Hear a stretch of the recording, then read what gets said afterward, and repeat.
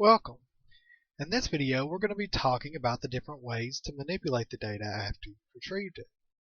Specifically, how to order your results, performing arithmetic on them, some string manipulations, and using the results you get as further query restrictions.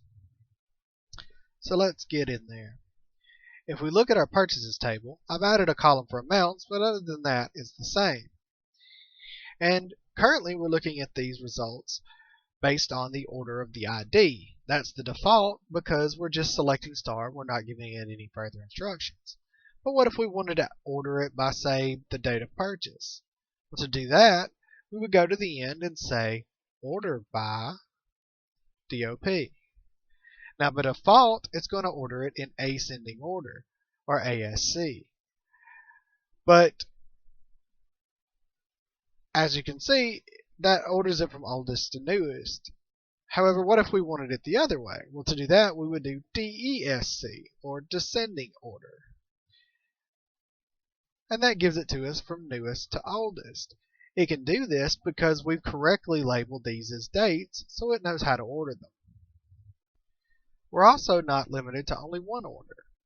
As you can see, there's two orders on 910 and two orders on 810. And their product IDs are 13 and 94.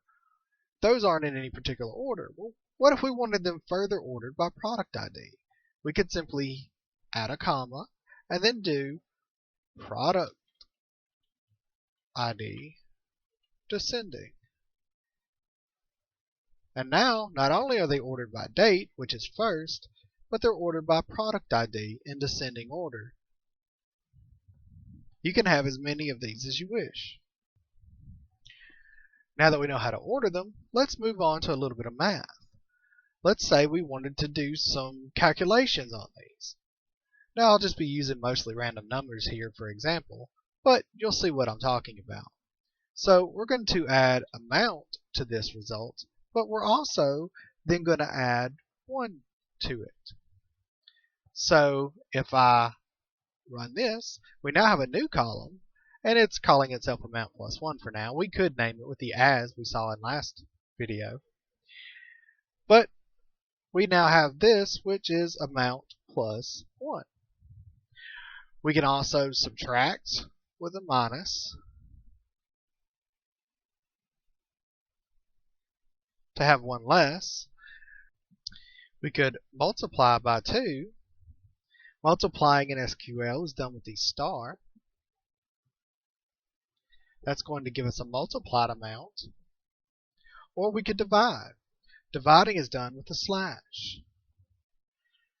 And you can see we can even get results that have decimal places. That brings up another important point. What if you get a result that's not quite what's in the format you want? This one has decimals. Well, we can fix that. If we want to round down, we use the word floor, and then we encapsulate it.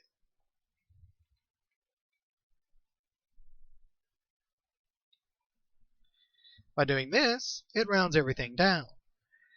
And if we wanted to go up, we could use seal, and it rounds it up. So that shows us how to do numbers, but what if we wanted to deal with strings? Well, let's go over to our name table. We have the names first and last, just as we wanted it. But what if we wanted instead to have the names together as full name? Or what if we wanted the last name to be first? Well, instead of selecting star, we can select concat, short for concatenation. We open this up and we'll type last name, because that's what we want first, comma. We'll put an empty space here so that there's a space in between, and we'll enter another comma, and then we'll do first name, and we close it. So now when we run this, we're getting Donovan James as one field. Well, that's great for combining things, but what if you only wanted part of the name? Let's say we only wanted the first letter of the first name. Well, we can do that with a substring. In here, we can put substring, or substr. We'll open it up. We'll use the same name, but now we'll add a comma, and we have to select the positions that we want, because we want the first letter, we're going to put 1, comma 1. This is from position 1 to position 1. And then we'll add another close. And when we run this, you'll see that we now have Donovan J, Patterson A.